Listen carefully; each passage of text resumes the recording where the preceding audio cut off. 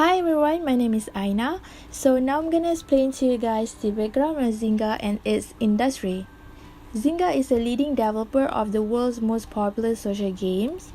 It's headquartered in San Francisco. Their mission is to connect the world through games. So you can enjoy all kinds of free games with Zynga. Our most popular multiplayer games are all about connecting communities across borders, languages, and also cultures. So since 2007, more than 1 billion people have played one of their beloved franchises like Farmville, Zynga Poker, and Words with Friends. Zynga has collaborated with Facebook to manage their game sites, and in return, they were able to get close to 61 million people to start playing their games. And for your information, in May 2007, Facebook had opened up its applications programming interface, inviting other companies to make applications on top of its social network in hopes of beating MySpace, because MySpace was really famous back then, more famous than Facebook. So that's why Facebook really wanted to beat MySpace. So this move has helped Facebook gain users as well as developers, creating a vicious cycle. And the founder of Zynga, which is Mark Pincus, has decided to go along for the ride. So that's how actually Zynga started to collaborate with Facebook. Okay, so in July 2007, the CEO, which is the founder of Zynga, Mark Pincus, changed the name of his new company to Zynga, named after his late bulldog Zynga. So his late bulldog, the spelling is Zinga, while the company's name is ZY. So he just changed from ZI to ZY. Okay, being one of the most popular social networking gaming sites, Zynga made about 181.27 million in 2012. So as you can see on the slides, I just put the revenue each year from 2008 until last year, 2017. However, this company is failing now, not yet failed. Is this failing because Zynga has shut down so many schemes such as Petville, Mafia Wars 2, and Treasure Isle. Now I'm gonna give you some examples when did they shut down. For example, Petville, they shut down on 30 of December, same as Mafia Wars 2, while they shut down Treasure Isle on 5th of December. And Word Scramble Challenge, they didn't shut down this game, but they just pull from App Store, pull it out. That means if you search on App Store, you won't find this. Okay, but these shutdowns might not seem like a big deal to everyone, but they were near cataclysmic for some players who pumped countless hours and dollars into this game. I mean, if you had spent years studying your visual aquarium only to have it disappear, you can imagine how disappointed or angry you'd be. Comments from gamers on the shutdown notices included things like, "My daughter is heartbroken, and please don't remove Petville. I've been playing for 4 years, and I'm going to miss my pet, Jamie. Why do you want cause depression for me and others? Why do you want to kill my pet?" You see, because of this shutting down stuff going on, everyone is like so depressed. Even it's just games, but maybe it will leave an impact to everyone, or maybe just some of them. Okay, hi guys, so here is Nabila. So I will be present to you about history of internationalization process of Zynga. So this is a Zynga timeline. So as you can see, in 2007, Zynga begins developing browser-based social networking games. So in 2007 is the first starting of Zynga, and then in 2009 Zynga have a charity initiative, Zynga organization launches, and they also have platinum purchase program launches in February 2010, and in May 2010 they had entered into a 5-year agreement with Facebook. So during this time there's a lot of Zynga games such as Castleville, Farmville that has been Facebook and quite famous during that time. And then in 2007 they opened headquarters in Seattle and India. So we can see that in 2010 they began to abroad their product to other countries. And then in 2011 they grew to 270 million active monthly users and more than 2,000 employees. And then also in 2011 they acquired Floodgates Entertainment and Market Zero, so they began widen their shares. And then in 2011 they owns a total of 29 titles. Okay, so next, this is the timeline of their achievement. So as I mentioned earlier, in 2007 the founder of Zynga named Mark Pinces starts a company called Presidio Media. So at first Zynga's name is Presidio Media, and then they changed to Zynga.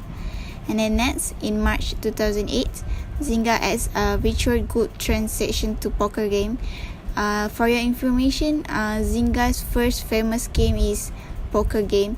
So during that time poker game is very famous because they the first one create the poker game beside other, and then other company doing that also.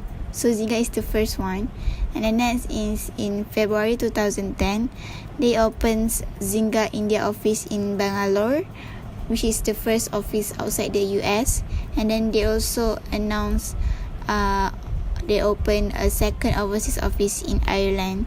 So it is true that in 2010 they begin to internalization their product to other countries. And then in 2011 August 24 in 2011 one of their game names Castleville hits 30 million users, and Zynga has 5 of the top 5 games on Facebook. As I mentioned earlier, in Facebook they had create a lot of type of games, Castleville, Farmville, the Pokerville. So their games quite famous at that time. But in October 12, 2011, Raptor, which is the founder of the Sims game, if you guys know that the Sims game that have by EA Sports, so they had stolen millions of players from Zynga, which is the Sims become top games, upper tops than Zynga. And then in 2011, also in December, Zynga adds game card distributors in Europe and Turkey, so they begin to widen their internationalization to other countries. Okay, Assalamualaikum and hi, I'm Siti Syafiqah Miti Muhammad Nazri, CIB 160179, will present about the challenges faced by Zynga in relevant functional areas. Well, Zynga is played by gamers all around the world, so let's see. So these are the challenges. The first challenge is there were too many developers and not enough softcore gamers. The reasons are Facebook put a gaming console in front of millions of non-gamers. Facebook created simple games that everyone can play, but after 5 years, gamers got smarter. Gaming machines got more powerful and home consoles developed. Some people who used to be content clicking Farmville crops have moved on to more complicated games. Even nowadays, gamers play Farm Expert 2018 in mobile. Well, Zynga is outdated. The second challenge is clicks got costly. Back to 2008, cost of a Facebook ad click was low and buying traffic was cheap. So game companies didn't have to spend a lot for a gamer to get return on investment. Well, because it's cheap, Zynga bought huge volumes of ads So Zynga scrambled to raise over 40 million over 3 rounds in the span of 7 months. But eventually, cost per click got costly. Cost per click was at around 0.27 in 2009, but it rose almost 3 times up to $0.88 in 2012. Because of that, Zynga can buy new users as much as before. Alright, the third challenge is Facebook got sick of game spam. Zynga became viral by making games where you win by asking friends for help, like, hey, can you make my cow? To your friends in your Facebook, which means friends will promoting games through new feeds. So game spam ruining the Facebook user experience. Because of that, Mark Zuckerberg did some rebalancing so that if you aren't a game player, you are getting less updates. So it's not annoying anymore. But the effect was the viral bonanza was over for Zynga. Okay, move on to the fourth challenge is the fourth one is screens and margins got smaller. For years, Zynga got to sell virtual goods on its Facebook desktop games with no taxes acquired at all. The margins were great, but in July 2011, Facebook finally forced all developers onto its virtual currency credits and started taking a 30% cut. Okay, next, the fifth challenge is gamers shift from desktop games to mobile games. The shift to mobile was so quick, and for living on the iOS and Android platform, Zynga gave away 30% of purchase revenue. Other than that, gaming giant only had freemium experience and hadn't built games that need to buy before you can play. There are no built games that are deeply engaging every sessions. So next, the last challenge is Zynga lost profits and acquired big expenses. Well, Zynga purchased new toy for Words with Friends for $53.3 million but failed because the founders left the company and Zynga hasn't been earning money from it. Other than that, at the height of the game's popularity of Draw Something's game, Zynga wanted to destroy it. So Zynga needed to write off as much as $95 million for it. Next, Zynga's initial public offering, which is IPO, was at $10 a share in 2012. But in 10 months, it fell another $0.23 to just $2.48. Also, Zynga bought 12 companies for $123 million for mobile offerings. They're like Expedia in Beijing, Uno Games in Tokyo, Wonderland Software in United Kingdom, Area Code in New York, and many more. Well, to sum up, these challenges has been so hard for Zynga to find a road for recovery. Assalamualaikum warahmatullahi wabarakatuh. My name is Nura Jahrudin and I'm going to present the main strategies that contributed to Zynga's success or failures in international business. But today I'm going to present the failures in the Zynga's company.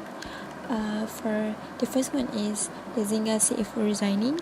The second one is change from designing desktop games through its partnership with Facebook to being a player in the mobile game market. And the last one is cost reduction plan. For the first one is Zynga CFO resigning. The Zynga CFO David Lee is stepping down, effective immediately, and replaced by interim CFO Michel Gachado, who was formerly the company's chief accounting officer. He already worked with the Zynga's company for 14 months since April 2014, and he decided to resign on November 3rd, 2015. He already contributed a lot of things in Zynga's company. For example, 100 million cost reduction program, the company's transition to mobile, and 200 million stock buyback program that the company just announced on the 2015. And also David will also stay until the mid-December to help the transition and to work with the new interim.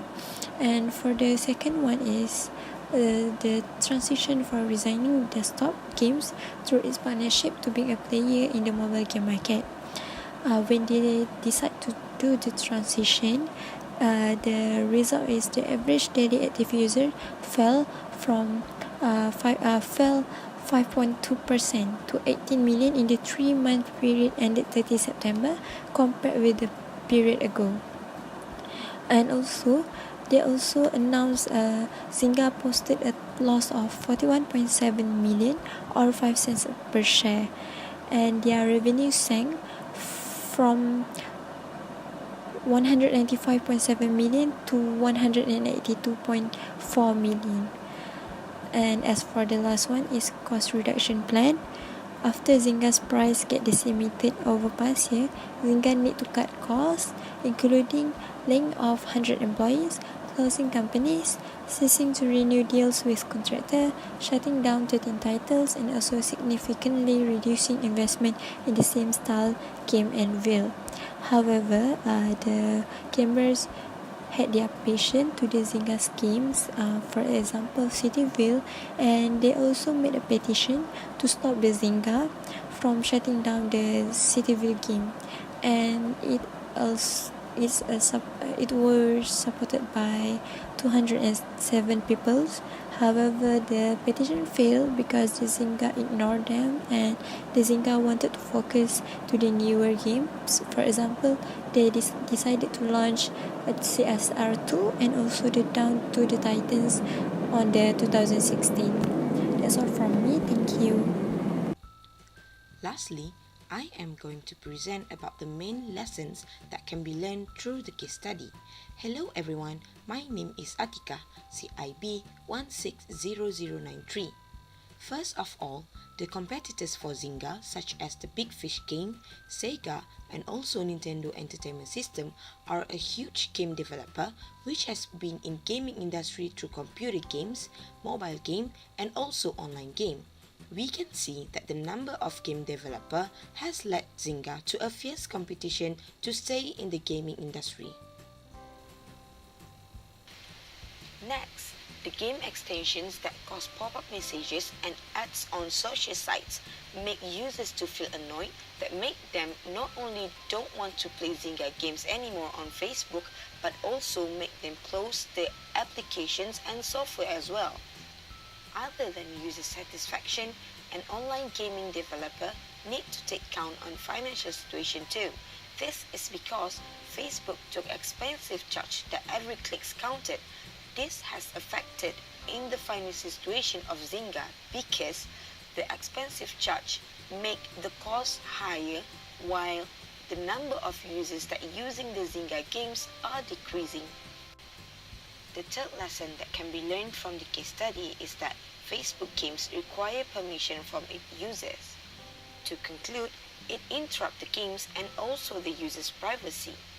Games should be convenient to users or their players to entertain them, since the main reason they play is to entertain themselves. Lastly, collaborating with Facebook is a very good marketing strategy for Zynga, but it does not last long because people are transferring from online games to mobile games. Therefore, Zynga should prepare a marketing strategy for a long-term plan because they are in industry that is related to technology. That's all from us. Please leave a comment and feedback in the comment section and also in WhatsApp group. Thank you.